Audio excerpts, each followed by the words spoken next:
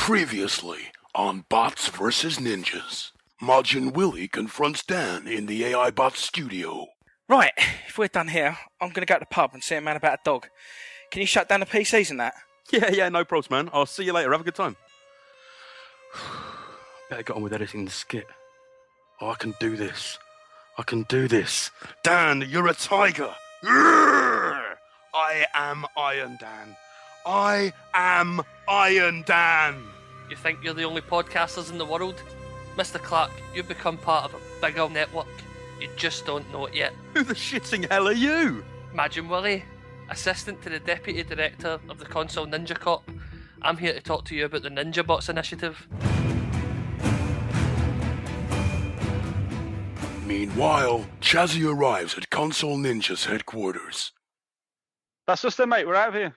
Excellent. Well, I'm off to meet someone then. Cool. I'm going to hang around here and have a drink or something.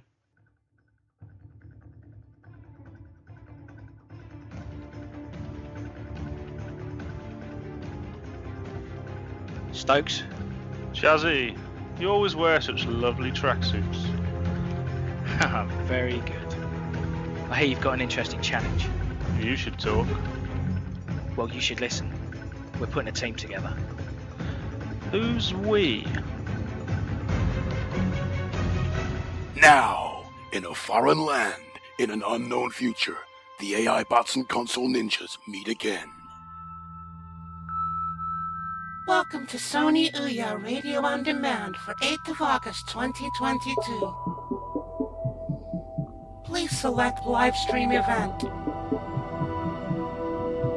You have selected Bots vs. Ninjas episode 100, streaming now.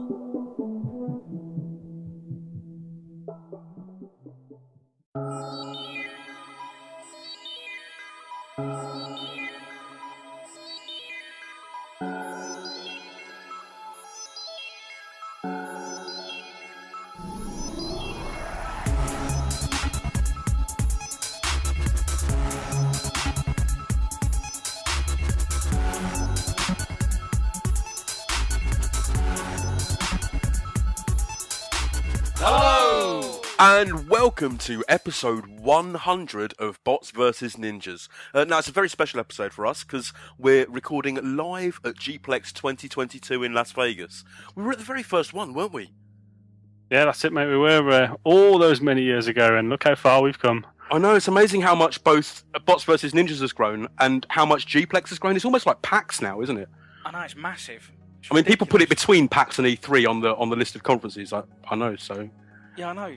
Just the amount of stuff that's going on here, and the panels, and the kind of the events that are going on around it, just outside of the show, let alone the show itself, is just immense. You know. Well, Gabe Newell's keynote earlier, wasn't that something special? Oh, it was amazing. It was yeah. fantastic. We finally got the teaser trailer. If anyone didn't see this on the live stream, we finally got the teaser trailer for Half-Life 3, which is going to be appearing on the Steam box later this year. So Did you see the actual trailer itself? I only saw clips of it. My feed was cutting out. It wasn't much of a clip anyway. It was just basically a crowbar lying in the middle of like, the desert with a free on it. They're still teasing it, even these Oh. far many years down the line. No, so that's why I've seen those people walking around in the t-shirts just with a crowbar with a 3 on it. So exactly. Valve are doing their usual drip feed of information, aren't they? Bastards. Oh, did you enjoy the quiz today, by the way? Yeah, we were the winning team, weren't we? Yeah, So- exactly. Like, because in the first one, I don't know if you remember, but we got split down into individual teams, and I was on the winning team back then. But it's been really nice to win all as the same team, especially now there's over 200 teams, and they've got like 500 adjudicators, and it takes like over 24 hours to do the quiz now, doesn't it? Yeah, I can't believe the prize money was 50 grand this time as well. That was pretty welcome. Incredible, isn't it? That barely even covers how much it costs to get one episode of this out nowadays.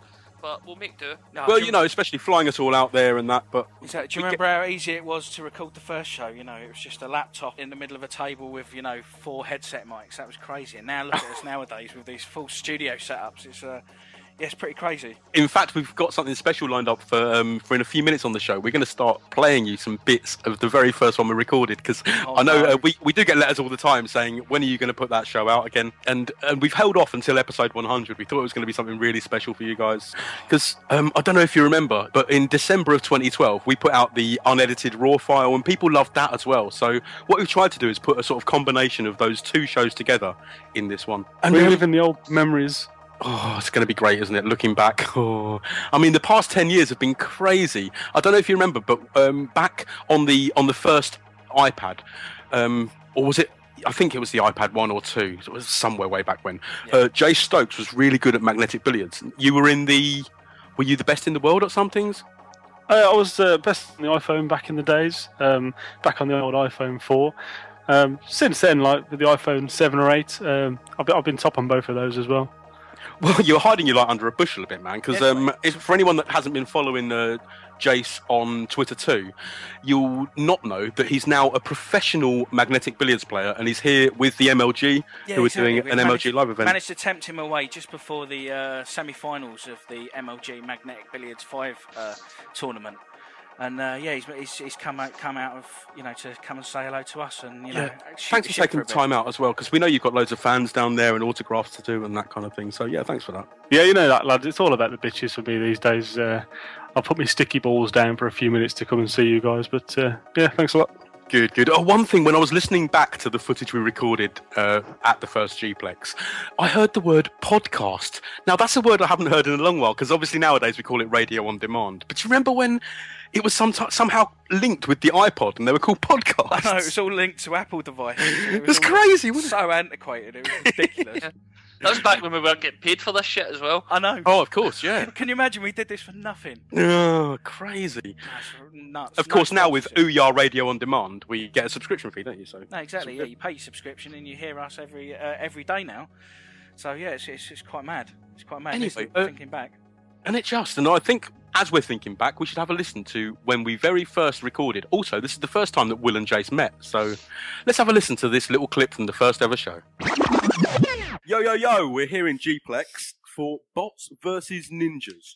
Round one. Now, if you listened to the show last week, and you might have heard in the little bit before the show, we thought we'd come together as this like superhuman, calamitous explosion of podcast excitement. And we're here, as I say, at Gplex in Birmingham. We've got together with the Console Ninjas, and we're just going to shoot the shit and see what we're up to. Yeah, our bots and the Console Ninjas coming together. So I've got with me... meeting of minds. And yeah. But mind my meat. And I've got with me my usual co-host, Chazzy. And then, as I say, we've got the Console Ninjas, who are Jay Stokes and Majin Willie. Hello. How are you guys? Oh, yeah, right, thanks, mate. Yeah, awesome. Good. Got plenty of vodka and juice there? Well, I think we're all set up here, mate. We've got some drinks in the go. Obviously, we've had now, just to let you know, Chazzy's the sober one, so if it all falls apart, you'll just hear Chazzy talking and some snoring in the background. I'm the one who can pull the emergency ripcord. Yeah, or just some drunken fighting. Now, we've had a really good day, haven't we? Yeah, no, it's been a wicked day down at Gplex, man. It's been full of all sorts of different events. It's just been like chock-a-block with like raffles. I'm going to make it sound like a village fete, aren't I? But it hasn't been like that. Like raffles, video games, board games. Guess the weight of this pig. How many buttons in this jar? And a quiz, which I won. Well, my team won.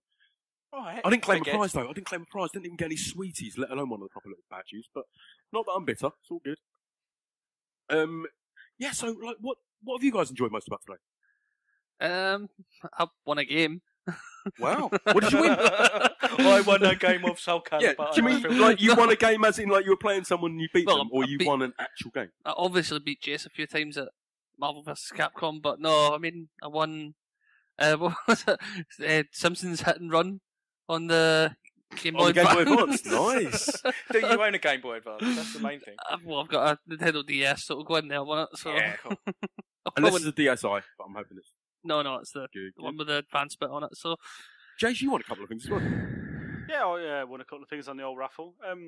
Obviously, it was all for charity and that. So, throw a few pounds in the pot, and everyone put a couple of Pile of Shame games in the old raffle and got them drawn out. It was pretty good. It was good also for me to meet a few more people because obviously I don't get know out all these much. people on Twitter and stuff, but getting to meet all these people from the other podcasts and on the Twitter and that face to face, and obviously meeting my main man here, Mr. Willie. Yeah, for the you first guys time. have never met before, have you? Yeah, that's it. That's crazy. So how did you find the first meeting? Was it love at first sight or? He's a fucking weird looking cunt.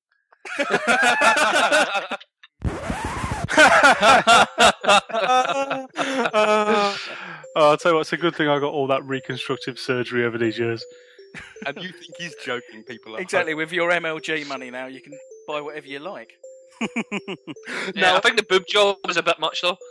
No, that was perfect, especially for Las Vegas. Do you know what I mean? He's going down a storm here.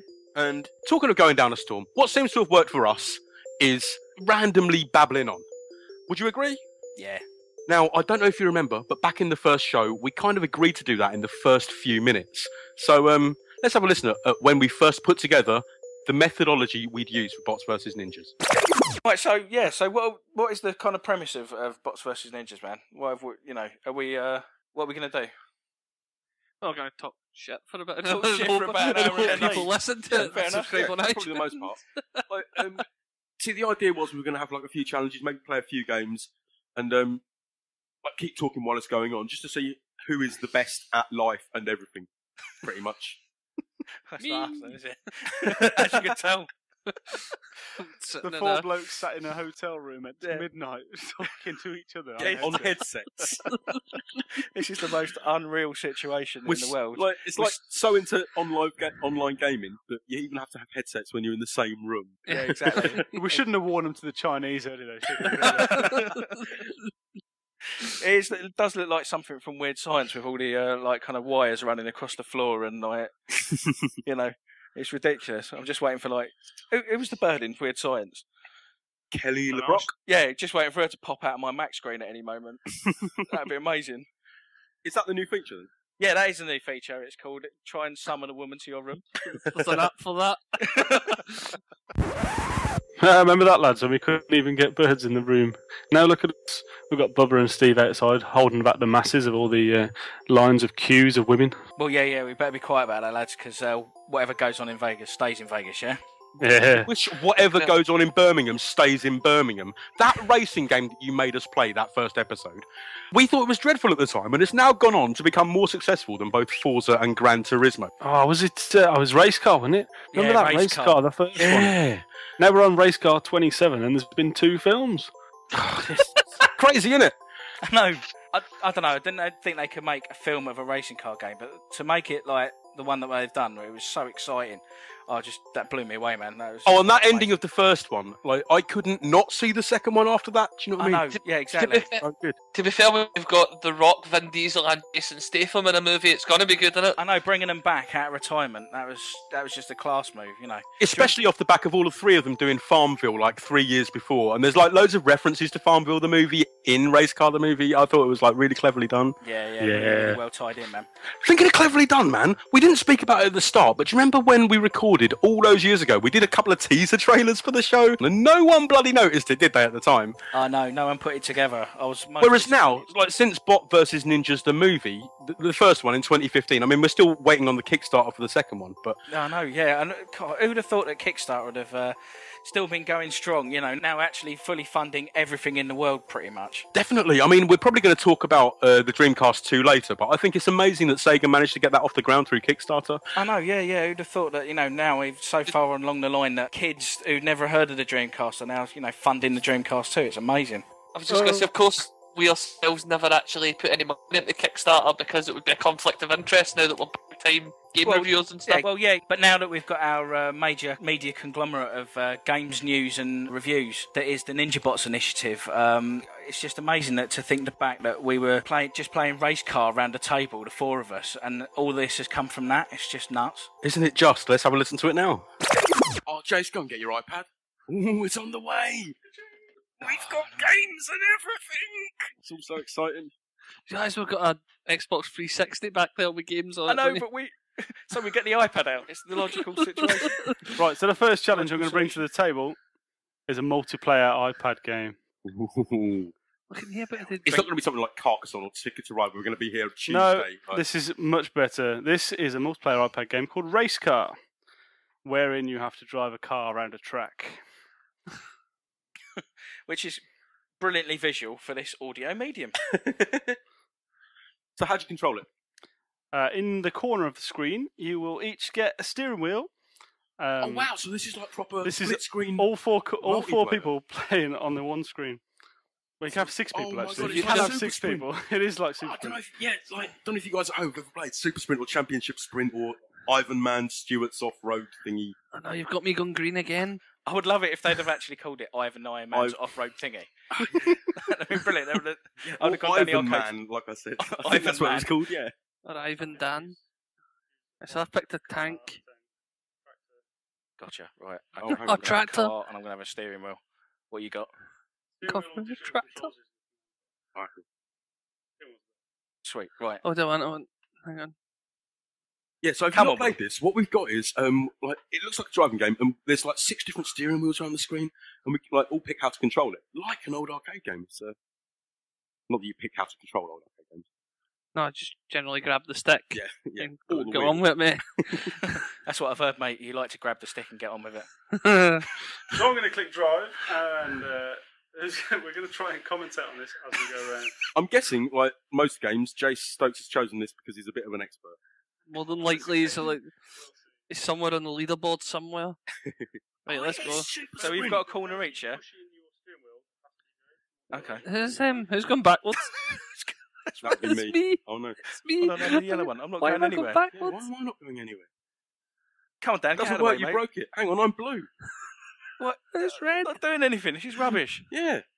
It's because you need to let go of the steering wheel. Right, so we've You need basically to got let- Jace going round in circles, Will's going backwards, and then me and Dan aren't Just moving stuck anywhere. So this is how you're doing what Bots is vs this- Ninjas. what is is it? this Yeah, let's pile? program a secret version of the game where Chazzy and Dan's controls don't work. Very If funny, you- Jace. Basically, you need to let go of the steering wheel to actually accelerate. Oh yeah, really no, something. let go of it. Yeah, that's how to control it. I see. Me like one. Oh, you're off. Oh, he's off now. Now he's got a push. Now he's got Oh, a no, bump now start I for Jace. This game is ridiculous. This game is the worst controlling game I've ever played in my life. It's almost like there aren't controls. See, this is the thing I've learned about Jace. He doesn't actually take a look at the game before he suggests it. Let's say, have you ever played this? Are you sure? This is going in a completely different direction to the way I'm steering. This is stupid. I've just did a donut. Didn't want to do that. Also, how much of the track do you actually have to cover to do a lap? I'll tell you what this is like. You know I when know. they Why have I gone backwards now? I'll tell you what this is like, right? You know when they do Top Gear and they have like the car on the top and the car on the bottom, and the car on the top does the steering, and the guy on the bottom No. does the acceleration. It's like that. Except you've only No, got no. one of you, and you Do you don't know know this who's is like- controlling the rest of it. One time on YouTube, I watched some Japanese folks playing football with a pair of binoculars strapped to their head. And they're all just aimlessly running around in circles trying to find the ball. 'Cause they feel This is like- 'cause what they're- this looks like. Because their depth of field is completely fucked. Yeah. Why is it just going around in circles for no reason? I don't understand. Why you give me a finger, get out of the road, Yeah, Jace. this is just like real racing. I mean, Chazzy was talking about the realism of Gran Turismo the other day, but I Yeah, think this is probably up there. with Yeah, that, this isn't is. Yeah, it's like a real But- proper racing sim, isn't it? What is that? What am I doing up It's there? just going round and round and round. This is awful. Chase, what have you done to us? it? I'm moving around the track, but I don't even know how I'm getting there. or I'm what bailing doing. out of this one. Yeah, right. Well, we'll say Absolutely. So who Jace won that won that one then. Yeah, well done, Jace. So Ninjas won, Bots and everyone else 0. What a load of crap that was. I can't believe that turned into the gaming gem that it is these days. You know, I mean, now they've got like the realistic physics, and they've got all the licenses for the cars. It's incredible, isn't it? Yeah, it's out of this world, man. Out of this world. How did something come from such a humble beginnings to be that? I mean, we didn't expect that, but then there's probably quite a lot of things that we expected from gaming at the time. Well, that- yeah, we Like, I mean, tried- some things have come true and some haven't. I mean, back in that hotel room, we were sitting there trying to figure out where we'd be at this point in the future now. Like, where would gaming be in 2022? And didn't we talk some utter tosh? Completely. But we didn't get it all wrong. There were some bits we got right. Let's have a listen, and then afterwards, we'll have a little tot-up of where we got. So, lads, we've never really talked to you about where games are going next between the four of us.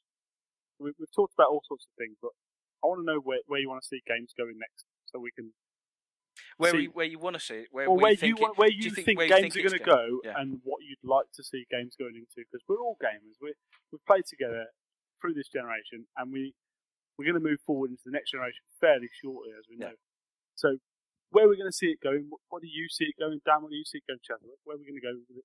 Go on, Dan, you go first, mate. Well, I think a lot of people are going back to this idea that virtual reality is going to come back. Virtual Boy 2! Yeah, I think it's a lost cause. What, those giant headsets? Yeah, well, John Carmack's going on about it at the moment, isn't he? Like the Google Eyeglass kind of thing? Yeah, he's going for this, like, trying to make a massive 3D HD headset. Playing, like, at the moment, I think he's got, like, Doom 3 running in it. Have you ever played the arcade game of Beachhead, where you've got the virtual reality mask that comes down, and you step around a circular pad doing Beachhead with, like, a periscope? I've played that old one with the pterodactyls. Do you remember the one you used to see on Games Master when they did virtual reality, where you had to shoot pterodactyls out of the sky or shoot crossbows at the other player? That's the only virtual reality I've played. But I think we've gone beyond that now. Like, we're so used to immersion on a flat screen. Like, we watch films on a flat screen, we watch TV on a flat screen, we read comic books. That I don't think virtual reality is something that humans really want. I think it's this goal that developers want to sell. I don't think it actually... Well, yeah, I think you can see that with 3D, that people are kind of rejecting that as a medium. But that combined with the whole Kinect thing and stuff like that was an attempt to bring in the whole virtual reality element into it. Do you know what I mean? You've got the screen coming out at you, and you're also interacting with it, so it's the same thing. Yeah, Kinect plus 3D is better than wearing this massive virtual reality helmet.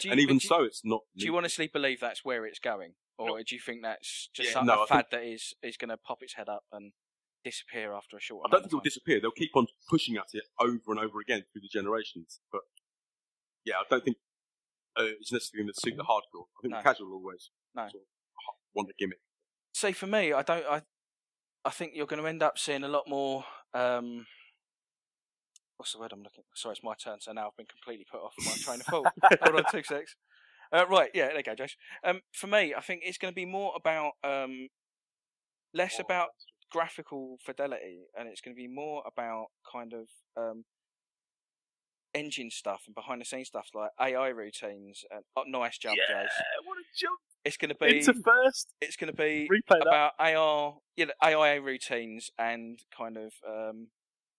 From 4. Oh, you've now put me off, man, because that was a jump. We need to say that because Jace has basically just jumped from 4th position to 1st position by doing a Dan Clark-esque jump. I've got to see this. And we're going to replay it now. Cool. Yeah, that's a good jump. And right on the finish line. Right on the finish line as well. This is Matt. Right, you need to be really careful going across, because otherwise you'll hit him. Just one chance. Come on, Eminem. Oh, yeah! No, that's a photo finish. You knocked me over the line. Player 4-1. Oh, thank you, gentlemen. Outrageous behaviour. So can I just point out that the console ninjas came in 1st and 2nd? Oh! I've got a funny feeling that's going to be a running theme, mate. 3 best of 5. So where do we think it's going? For me, like I was saying, I think it's going to be more like AI routines and physics, and stuff behind the scenes like there's going to be a lot more stuff like consequence and more mechanical things that are going to be brought to the fore, because there's only so far that I feel that the graphics can go nowadays. So there's been nothing like the physics that are out on the PC. Exactly. Nothing like that's been brought to the console yet, because obviously that came out just after the latest generation of consoles have been out. So you think something like the physics is going to come out and try and push the consoles a bit further that way? Yeah, that's where I see it going. That's where I see it going, because it's not necessarily the cheapest thing to do, but it's going to be a lot cheaper to do that, and you're going to get a lot more. It's going to feel a lot more realistic and a lot more immerse you in a lot more situations. You know, when you're seeing stuff around you. Have you ever seen that? Getting away from like the physics type of stuff, but have you seen that new Crytek engine, Crytek 3, I think it is, and they're going around. They've done a recreation of the Titanic in it. Okay. And it's like so incredibly and almost photorealistic. But it's fucking sing. Well, yeah, because it's ultra realistic. Yeah, it's an ultra realistic. It washes up on that beach at Far Cry. Yeah. But yeah, it's but it's those types of things. Yeah, you know, it's going to get to that point where it's going to be photorealistic, and you're not going to be able to, you know. But once you get really amazing flowing animations with better motion capture as well, I think that's going to really bring the immersion in and going to push the medium forward. But like I said, consequence is the one thing that I want to see from the future. That there's going to be more, more like with Heavy Rain and stuff, where once you make a decision, that spirals your game off in a completely different direction. You may have rather than just having with say like The Walking Dead, where it's 3 or 4 streams that go off in different directions. I want to see literally multiple decisions going off in multiple directions and kind of really sprawling out.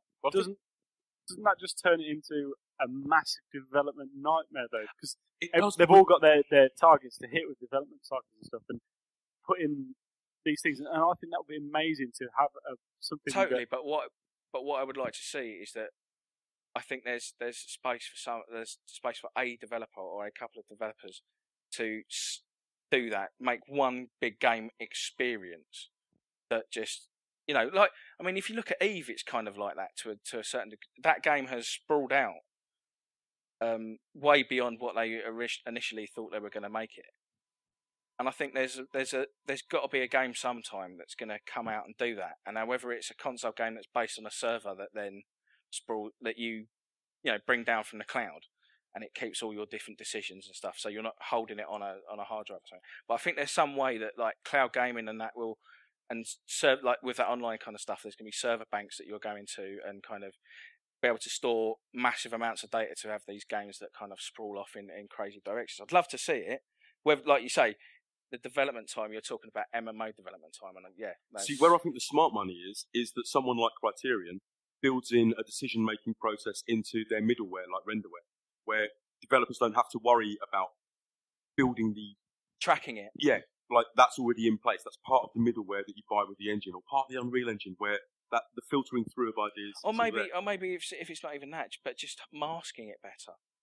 I'm not making it such an obvious granular choice. But again, it's a lot more work, isn't it? If it was just there as middleware, where you buy in this system, where you know that you have a decision-making process as a developer, and you know it's going to work for your consumer, and you can put in all these decisions. Yeah.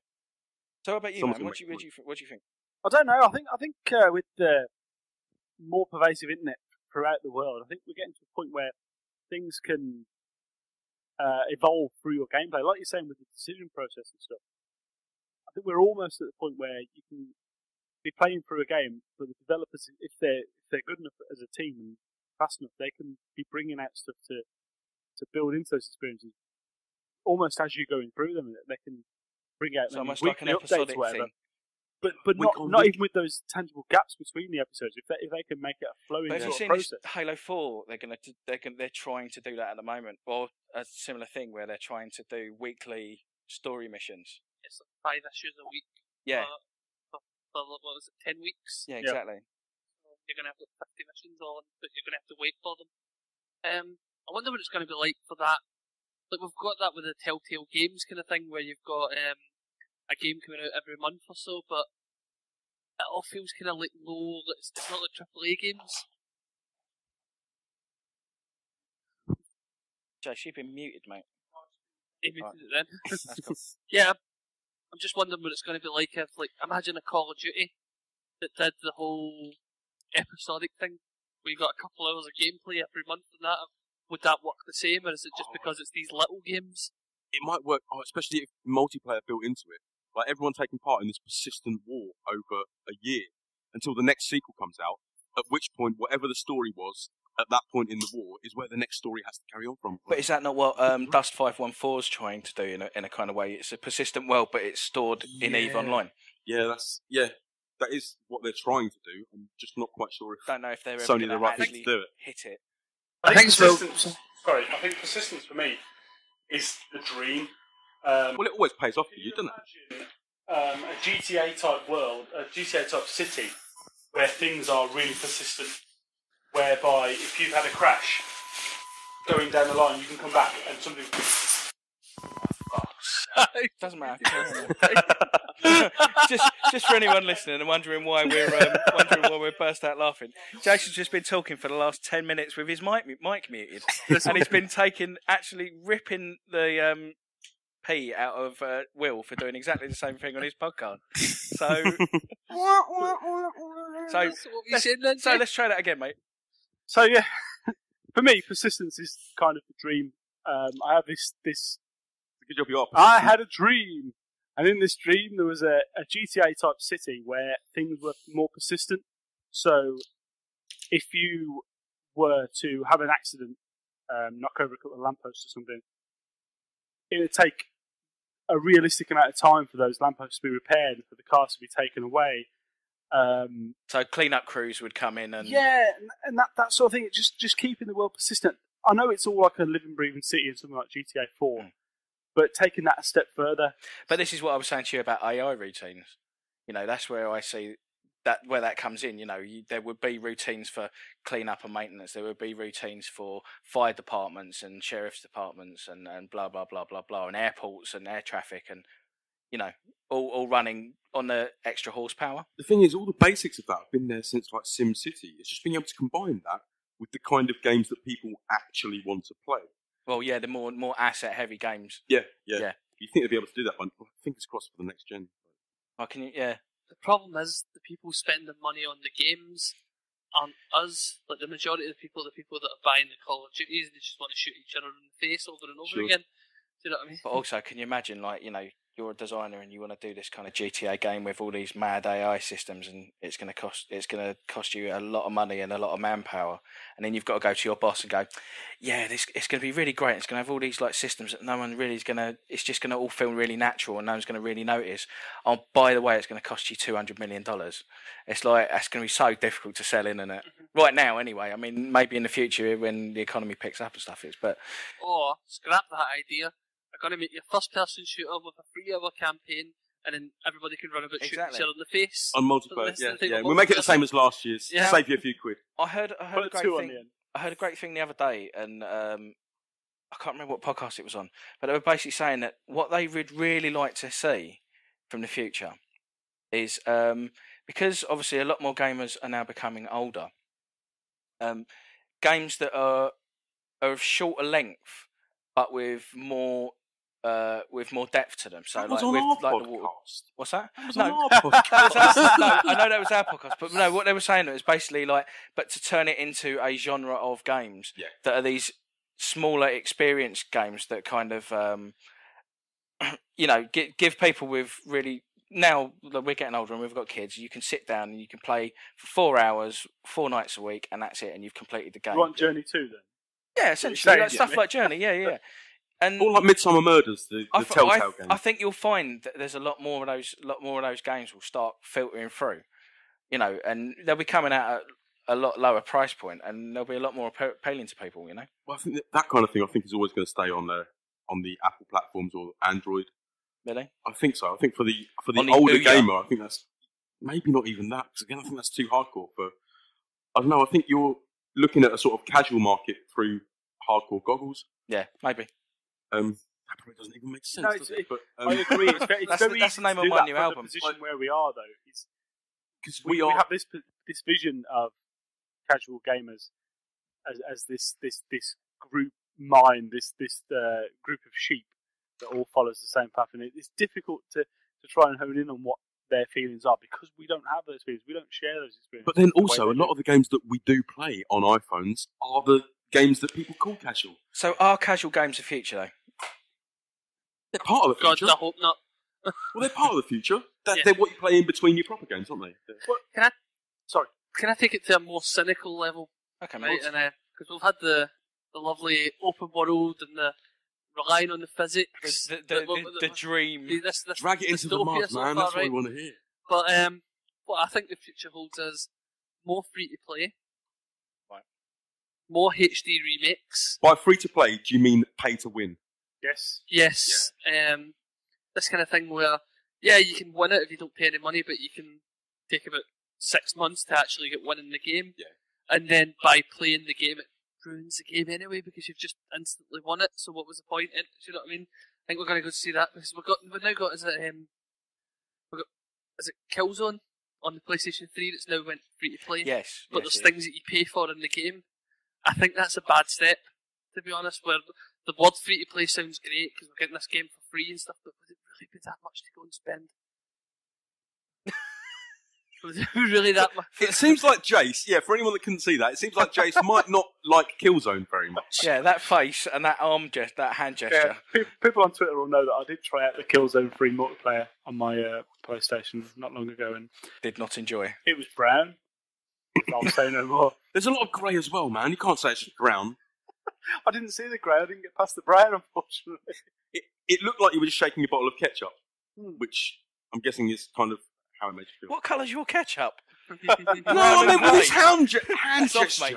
That's definitely off. No, but as I say, I think this is a bad step for the consoles. This has always been a thing that's been stuck for your mobile devices and your PCs. But the fact that we're now getting this free to play, this AAA shooter, that it would be cheaper to just go to the shop and buy the full game right now than it would be to unlock all the stuff that you need to pay to unlock now. But isn't that coming from our market in the UK? Looking at say an America, like a US or an Australian market, is that not a better situation for them, where they can pick this game up for free and try it and just be hooked into the multiplayer, and maybe it'll force them to go out and pay a bit of extra money for a new gun or blah blah blah. Really good point, in this country, because the games prices are so cheap here. We don't think it, but if you look at the prices of games in other countries, we are so lucky. Oh, mate, Australia, I mean, like, if you look at some of the prices of their games, it is absolutely shocking. Crazy censorship rules there and everything like that as well. Yeah, I mean, a lot of... Not so much anymore, that's all kind of... Yeah, it's on its way out. It's still there at the moment. Few years, it's been really but like, I was, like, you hear tales of, like, sort of $90, $100 games. And, even if you convert that, it's still, 60, 70 quid? Yeah, which games are supposed to be here a lot of the time, like Modern Warfare 2 was supposed to release at 60 quid. But within maybe not with Call of Duty, but within a few weeks, most games here drop to between 15 and 25 quid. Yeah, totally. And the problem is, once people know that, like, the market's devalued in this country, isn't it? Totally. Which is possibly why you get so many free-to-play games, because they need to find another way to monetize. Anyway, so sorry, Will, we've sort of diverged off your sort of free-to-play route and everything. I don't think the way my mentality is, I would rather just pay for the game and have all the content. And this isn't including downloadable content. We can get into the whole discussion about like day one DLC and stuff like that all you want, but I want to pay for the game and I want to have it there. I don't want to have to pay to unlock the next part of the game and then pay later on. You know what I mean? I don't want to, like, halfway through the month when I've not got money, have to pay for something to unlock more progress in a game. I just want to have it when I paid for it. Do you know what I mean?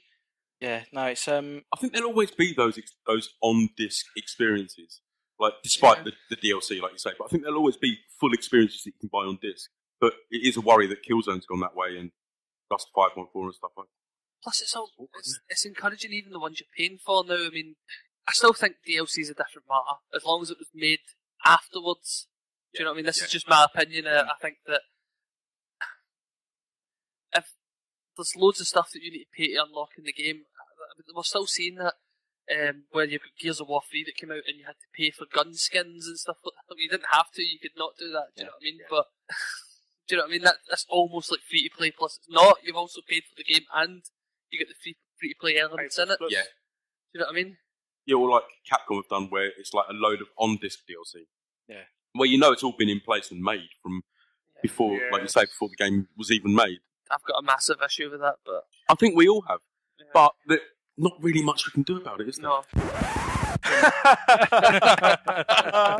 Oh dear. The fact that we were talking about virtual reality maybe not working, and then for those of you watching on the live streams on your holographic virtual reality headsets, you'll know that obviously it took off way better than any of us could have imagined. Exactly, the eggs on our faces. Silly us, eh? And then there was the bit where Chazzy was talking about graphic fidelity, and then little did we know that in 2016, President Hulk Hogan would decree that all games had to be made in 16-bit. Was it because of some arcade game? Yeah, wasn't it because of WrestleFest back in the day? Oh, that's the one. Yeah. Yeah, it was in WrestleFest, so we had to. Yeah, we all had to go back to 16-bit graphics. Yeah, it was a good year, though, wasn't it? It was a good year. It was a vintage. It's a bit of a weird choice for the president, but what are you going to do? Well, exactly. It's only as weird as Ronald Reagan, really, isn't it? Well, the thing is after he saved all those troops in Somalia, you just it was the only obvious choice. Fair enough, but then saving troops, that doesn't mean that you can go on to start World War III. Warmania? What? Because obviously Will was talking there about maybe the COD games and other AAA games becoming episodic. Now, as we all know, today, COD ended up being a match 3 puzzler, a bit like Bejeweled and that kind of thing. And it's all the better for it as well. I'd say so as well. And the multiplayer is a lot friendlier. You get a little less swearing from the 4-year-olds than you did from the 12-year-olds. So. Well, exactly. And now they use it in the match 3 puzzler COD to in schools to educate the children on counting and stuff and colours. It's it's amazing. I heard they educate them on World War III with it as well. So yeah, totally. Yeah. I love that they've actually changed the old Modern Warfare games to just be called Call of Duty Warfare. Because it's less modern nowadays. Yeah, totally. Yo, can you remember that week when everyone thought it was going to be this big pay-per-view event, World War III, Warmania on HBO, from like President Hogan, but it only lasted a week and a half? Like, were you bothered about it? Did you watch it back in the day? I watched it around my cousin's house, so he paid for it, I didn't. Yeah, it was dragging by the end for me, mate. I think it could have only done about 4 days. It was quite an obvious ending as well, wasn't it? For anyone that hasn't watched World War III, do go on YouTube and watch the clips. It's all on there. I mean, YouTube 2, sorry. I'm stuck in the old days, me. Exactly. And then, did you hear that bit in there where Jace muted his mic? I know, he still does that to this day. It's ridiculous. Yeah, well, at least one of us does. Still doing it now, look. So that was our views on where gaming itself would go, but then we started to look at where consoles would go in the future. So let's have a listen to what we thought would happen in the next generation. So, future consoles. We know we've got future consoles coming up, yeah? What do you expect to see from those, hardware-wise and kind of app-wise and that kind of thing? Do you think it's going to be media center-centric with games tacked on at the end? Or do you think it's going to be game-focused with cloud, pulling, cloud gaming and, these streaming services? Well, as much as I don't like to say it, Microsoft are obviously showing which way they're going. They're going to head more towards the media center side to try and drag in the families. Is that with smart PlayStation, glass? I believe, is going to go the other way and try and focus more on hardcore, which is a pain in the arse for me. I like my achievements. But, yeah. Can you explain the difference between trophies and achievements? I know that's a tangent, but what is the difference to you between one and the other? One I have lots of, one I don't have any of. This is the thing, isn't it? For me, to put it this way, is I had an Xbox before I had a PlayStation. By the time the PlayStation came out, I already had, say, 10,000 achievement points. And then the PlayStation didn't even come out with trophies. That was later on in its life. So Have you seen they're just adding them to Metal Gear Solid 4? Yeah. There's going to be an update later this summer. Yeah.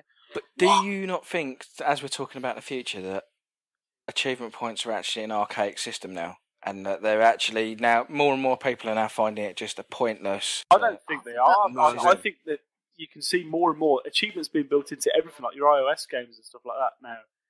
They're trying to feed in little targets to keep people playing. But do you not feel that people are little targets? But do you not feel that people are getting more and more bored of it now, and not chasing the achievements as much? I don't think. Well, I don't chase them at all, but doesn't mean I'm bored of them. It just means it's a pleasant surprise when you've done 25 of this certain objective. Yeah, I'm just wondering in the future whether they'll start to try and somehow phase that out. I don't think. I'm not saying they will, because I don't think they will. But I just wonder in the future, not maybe they'll. It'd be nice if they made more of a meta game of the achievements. Yeah, like for every or whether they'll 1,000 develop you get, it for the future into something else. Yeah, like for every 1,000 you get, it unlocks a bit more DLC for like a handful of the games that you unlock the achievements on. I'm not talking just about Xbox, I know, about like PlayStation as well. Yeah, but whatever it is, but it would be nice if they made a meta game out of. Like, I'm using achievements in a loose sense, like meaning trophies as well. Or sound really wanky. Achievements 2.0. Yeah. Well, they've kind of been teasing, but I haven't heard much in the last week or two about the achievements meaning something, whereby you can convert X amount of achievement points into Microsoft points, for example, to buy some DLC. Yeah. I know it's going to fall down. We all know it's going to fall down because of glitches and people who swap game saves and stuff like that. So it can't really work. Yeah. But if they could nail down something that's secure enough. But is that not Avatar Awards? No. Is that not what Avatar Awards are doing? Like kind of giving you something for doing something in a game, as opposed to trading your points in? Yeah, maybe so. But they've said that this is kind of a new thing. Okay. So yeah, I if they give you something where you can choose what you get from that, rather than being like Club forced, Nintendo. You have your avatar was. If they give to you, say, 100 Microsoft points for every 10,000 points you get, you've then got the choice to use that on whichever you like to progress whichever games. What if you lost those achievement points, your gamer score? Like if you actually had to trade it in, like they went. Yeah, I like that. Would you like that, or would you? Like, what if you couldn't get those achievements again? Like, once you've built up that gamer score, you can't get the same games again. Would you trade it in for pure cash? A couple of years ago, I'd have said no because I was quite heavy on achievements. But that was before I took like a 6-month hiatus from gaming for a while, didn't I? I was off it for a while, and everyone overtook me. And at that point, things changed, and the gamer score means less now to me than it did at the time, you know. Yeah. I just put certainly for Norden on an audio podcast. Like it. On you go, mate. Certainly for people that chase achievements and achievements is their main focus, which I have been guilty of myself from time to time. It's another thing for people to aim for and stuff. But as I say, with the glitches and stuff, I don't. But does that not trading it in for cash, trading your points? Well, not cash on Microsoft points or Sony. But even that, wouldn't that kind of foster that kind of weird gold farming situation?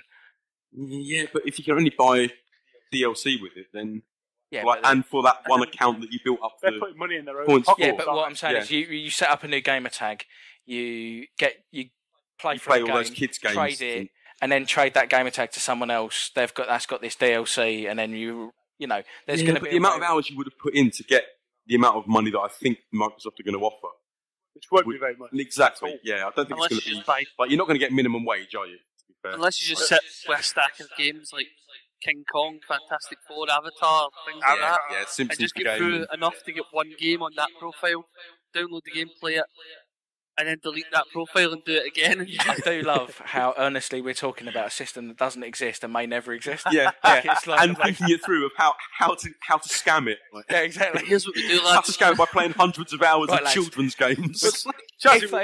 We've gone off your point though, which was where do we think hardware-wise and stuff that the new consoles are going to go? I mean, it's a valid point to get back to that. So where do you think it's going? Where do you think it's going more high def? I think we're going to get to a point, and I think things are converging to a point where I can see it's been talked about that this will be the next console generation will be the last generation of consoles as we know them, and I can see that because PCs and consoles are converging so much over the last generation or so, and with the tablets and the phones coming in as well with their gaming, I think we'll get to a point where we're going to have like a gaming PC type machine and your casual take it around tablet machine. I think those are the two groups we're going to fall into, and I don't think the consoles as we know them, which fall pretty much between those two categories. So as listeners today will know, Sony ended up buying Ouya and merged it with the PlayStation brand. But back in the day, we were quite sort of suspicious about Ouya, weren't we? We weren't quite sure if it was the sort of Emperor's New Clothes or not. Well, yeah, but that whole Kickstarter thing as well was like no one knew whether the money was going to, actually go towards making a console. But, the console that actually came out was amazing. It was like, it just took the world by storm. And then, all the three big manufacturers at the time really sat up and took notice. Well, I've found the clip where we first spoke about Ouya on the show. Now, obviously, we've spoken about it on pretty much every show since. But here's the first moment we ever spoke about Ouya. Have a listen. I think it's valid that there's definitely we'll probably see the last of a disc-based system, and we will go probably over to chips. But I think it will get more and more down the not necessarily the streaming route, but down the kind of everything's in the cloud. Yeah, well, not that kind of Dennis Dyack one console future type bullshit. But I think it'll be more like a lot more stuff's going to be on SSDs, and it's going to be the faster drive rates and stuff. As far as I'm concerned with the next consoles, more Steam-like, yeah. They've got to be SSD driven. I think SSD is the future of consoles. The fact that the load times on PCs are so short on an SSD, it's getting you closer to the old cartridge-based stuff where things are fairly instant. And only an SSD could do that. And a hard drive, as we know them at the moment, can't do that. You know what load times are getting like. Yeah, certainly, as more textures are coming in and things are getting deeper in physics and stuff like that, the SSD is the only way to go, really. So I think they've got to have an SSD. massive amounts of RAM because RAM is still so cheap. Yeah. But RAM prices are constantly in flux, though, aren't they? Like, if they suddenly start, will that bring the price down or up? Oh, if only I've done economics. It's one of those situations, though. If Sony decide that they want, like 2-3 gig of RAM in a machine, and they tell someone to buy it, create a chip, suddenly that the price of those chips are going to go through the floor because it's such a massive manufacturing order that they're going to be easier to come by.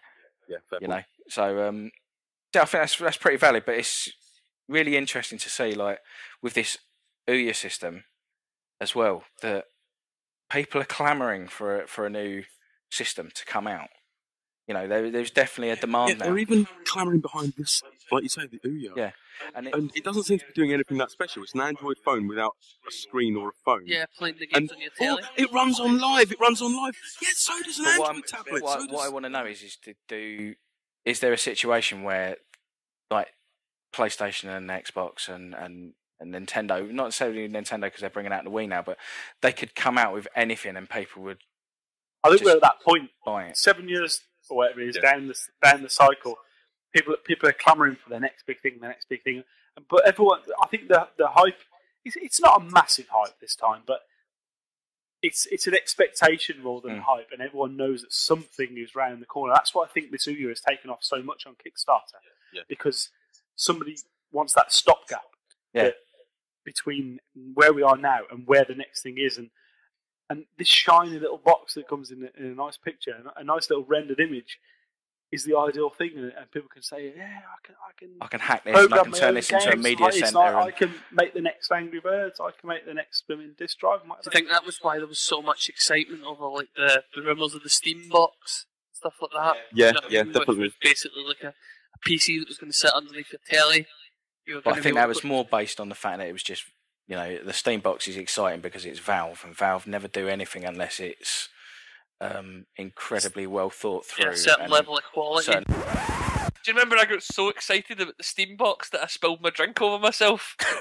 And then just got it a clip of, oh my god, I've spilled my drink over myself. Tell you what, it just happens that I have that exact clip right here. Will, you don't. Nice drinking there. Have you got a drinking problem? Sorry, everyone. Yeah. Will has just tipped an entire vodka and coke down the front of his shirt. So Jace was pressuring me, wanted to refill my glass when it wasn't finished yet. Yeah, it was like, when you in an airplane and he just tips his drink bag and tips it all over himself, and he says, "I've got a drinking problem." Yeah, exactly. It was exactly like that. Genius. So yeah, that was Will spilling the drink on himself. Was the first indicator really of Will's problem, his big drink problem. Who was to know that was going to spiral down into the depths it did? But I think the rehab's helped you now, Will, and you're back up on your feet these days. Yeah, well, we all make mistakes, mate, and I've come to the point now where I can actually look back and laugh about it a little bit. Do you know what I mean? As you say, we do all make mistakes. I think we made some mistakes ourselves back in the early days. Yeah, big time. Like, we tried recording in a hotel room on 4 separate mics, and it was our first go at doing it, wasn't it? So, I mean, there were little problems here and there, but I think the silliest idea we had was, do you remember we did this? We tried to play a fighting game on the 360 without other people being able to see it, but we were trying to describe the game. Yeah, trying to commentate on a fighting game was not our greatest ever, moment, was it? Well, I know at the time it didn't really work when people couldn't see the screens, but tonight Jason and I are having a rematch of that very first matchup we had at the end of the first show. Now, at the time we played on Marvel vs. Capcom 3, which nowadays isn't allowed since Marvel and Capcom had a fight. But what we are going to do is use the revolutionary feature on the Dreamcast 2. Now, most of you probably know this by now, but it's got 2 disk drives, and you can put any disc from any console in each disk drive, and it will make a versus game of those. So what we're going to do is put that out to the vote, to the mass public here at Gplex 2022, and they're going to choose for us. Like, what games would you like to see be the matchup, guys? What would happen if they picked 2 different Virtua Fighter games? It'd still be shit. I'm pretty much hoping for Crazy Taxi versus House of the Dead. I was hoping for that myself. I've been practicing that. Yeah, exactly. Well, I was hoping that some form of Sonic character will be in there, but I don't know which one yet. Can we not have Shenmue 3 versus Sonic again? Because that just gets a bit old. No, true. Yeah, it really does. And Shenmue 3 really didn't work out, did it? It was rubbish. I was hoping really good things for that game, but if only they hadn't released it in 2016 when they had to put it in 16-bit graphics, it would have all been alright. Shenmue 3, the side-on platformer. That just wasn't a good idea, was it? We can laugh at Sega now, but it's Hulk Hogan's fault, really. So, for the people that are watching live at home, you can now listen to us playing it back in 2012, all those years ago. Now, don't take any notice of the contact details, because obviously we were on the old Twitter then, not Twitter 2. No, Dan, they're all back compatible with Twitter 2, so you can probably still get us. Oh, wow. Hang on, we've still been paying for the old domain name, haven't we, Chaz? Yeah, it's still being paid for, so you'll still be able to get in contact with us on the old emails and Twitters, so hopefully, fingers crossed, if the backwards compatibility works, then you should still be able to get hold of us on whatever we say on this clip. Yeah, I can't even remember the old email address, can you? God, it was... No, mate, I can't even remember. You had to use all those W's and whatever that... Yeah, it was so long. Nowadays, it's just like a 6-digit number, but... Oh, God, remember the @ sign? Yeah, no, exactly. Retro. Hashtag. Last time I used the hashtag, I got done with the drug squad. Yeah, so let's listen to me and Jace fighting it out on Marvel vs. Capcom 3. So is your money on him, Will? Is it on your man? Yeah, it's going to be on Jason, isn't it? Come on, Dan. 2 leg sweeps in a row. So far, it seems to be blow for blow. The problem with this game is there's so much going on the screen. Nobody you knows cannot actually tell people figure out what's actually going on. Yeah, can't figure it out even to tell people. There was some flashy lights. Now Captain America's making some more flashy lights. It just came up, dude, across the screen. I don't know what that was all about. And yes. Dude, yes. Reversal. It's also just come up, totes. What's the levels at the bottom? I never even noticed there was level bars at the bottom. What does that do? I think that's your special attacks. Yeah. Right. Like that boof one that's just... I'm imagining, it looks like every time you land a hit, that goes up. And then, Or in fact, taking that... a standoff in the middle of the arena where they're both just throwing light punches at each other but not connected for about 10 seconds. Who's Chun-Li just taken down? He took down Wolverine and Wesker at the same time. Wow. And now it's just She-Hulk's left. Come on, Dan. Yeah, and the special attack missed. Boom. Oh, you've blocked. It's all right. Oh, blocking a massive combo. Dan's got his entire team left.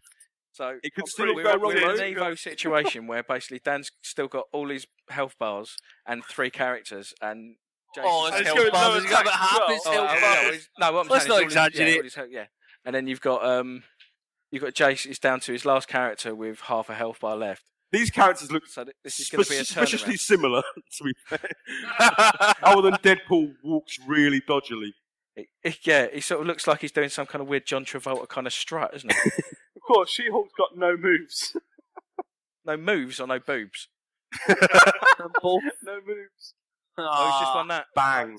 I'm going to say Jace won it. And you'd be wrong. Fair play, Dan. That's it. Thank you, Bots win round 1. Yeah. So we'll be back. We will be back next month. We certainly will. And if you want to get in touch with us on Twitters or emails, you can get the Console Ninjas at console_ninjas. Or you can email them at consoleninjaspodcast@gmail.com. And you can find us on Twitter at the AI Bots, or you can email at theaibots.com. So yeah, we'll hopefully speak to you soon. And if you've never heard the Console Ninjas before, get on iTunes and download their back catalogue. Yes. And if you listen to this on their feed, come and have a listen to us. Cause, certainly listen to the AI Bots. They're good lads, and they've done some fantastic episodes. Yeah, you're not bad either. And we've had a really lovely weekend with you guys. So yeah, thank you ever so much. Yeah, it's been good fun, boys. Thanks a lot. The vodka's helped. Group hug. Cheers, lads. Wicked. Bye. Take care. Bye. It's done.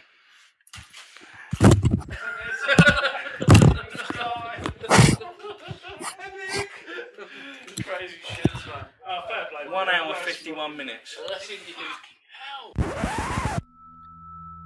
Thank you for listening to Bots vs. Ninjas episode 100. PlayStation Ouya Plus subscribers can gain access to exclusive behind-the-scenes footage by pressing the red button on your HoloCube. Thank you. You have pushed the red button. Accessing exclusive content now. Fucking hell. I swear to God, I'm going to listen to this and I'm going to not know what the fuck's going on. The fuck were we talking about? I have no idea, mate. Honestly, I haven't got a clue. I'm trying to follow this, but it's plugged in the Matrix, mate. Exactly. My son. I'm just trusting that Dan knows what he's talking about because I just saw 8 black cats walk past me, all identical. Mate, yeah, exactly. That's because you've got 8 black cats. Was it the same cat? I'm actually putting that in. The bit about like, will it work or not? Like, yeah. And the 8 black cats, that'd be wicked. Like at a point where we've gone way too meta, like just cutting that in, just to sort of break the fourth wall, and then just send people going, what the fuck is going on? That will conclude this evening's entertainment.